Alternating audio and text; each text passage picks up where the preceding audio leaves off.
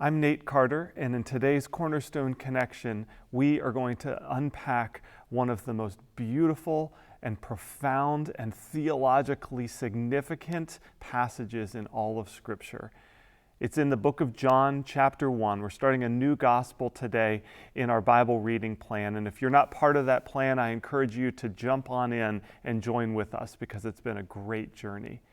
Now, the beginning of John chapter 1 begins with these words that I'm sure you know. In the beginning was the Word. Now, that word is so significant. It's so packed with meaning.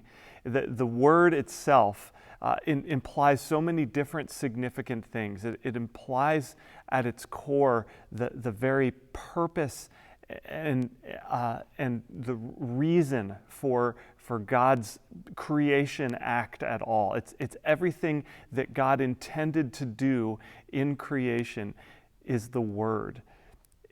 Another way to understand it is perhaps even to translate it voice.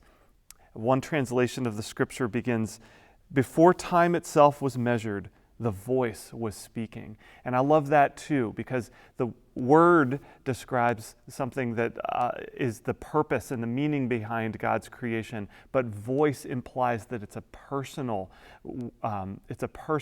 aspect of God. It's the very voice of God, the essence of who God is, of what He's doing, and it's being spoken to us. In fact, as it says, as John begins, he talks about the creation of the world itself, and we know that God created the world by speaking it into being.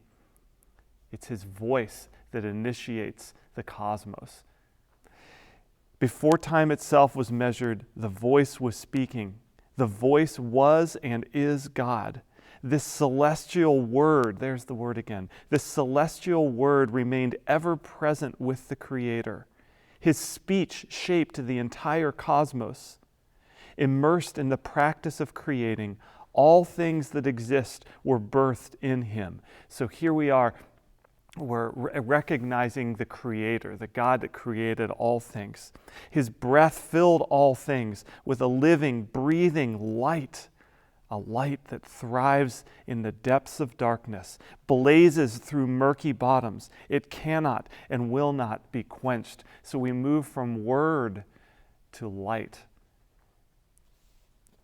A man named John, who was sent by God, was the first to clearly articulate the source of this light. This baptizer put in plain words the elusive mystery of the divine light, so all might believe through him. Some wondered whether he might be the light, but John was not the light. He merely pointed to the light. The true light, who shines upon the heart of everyone, was coming into the cosmos. So now we begin to see that the light, the very light that is God the Father, is now revealing Himself in Jesus the Son. Verse 10, He entered our world, a world He made, yet the world did not recognize Him. To me, that's one of the saddest verses in Scripture, that the very God that made the world was not recognized as He took on human flesh. Even though He came to His own people, they refused to listen and receive Him. But here's the promise, here's the good news. But for all who did receive and trust Him, He gave them the right to be reborn as children of God. He bestowed this birthright not by human power or initiative, but by God's will.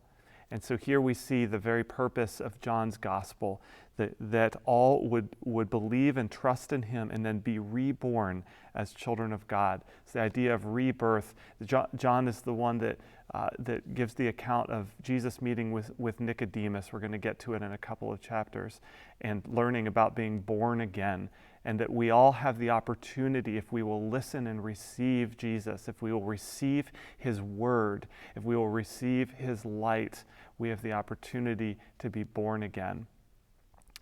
And in these few beautiful verses, we understand the whole purpose of John's gospel. He's pointing people to the Word, to the voice, to the light, to the very God Creator who has shown Himself and revealed Himself in human form as Jesus the Son, so that we would listen and respond and be reborn.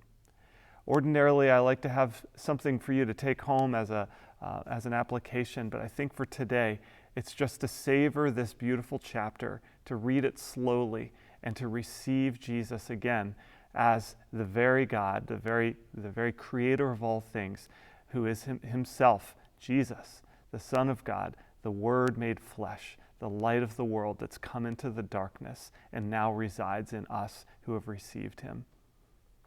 Receive it today. Receive it again. Experience it again. We'll see you next time on the Cornerstone Connection.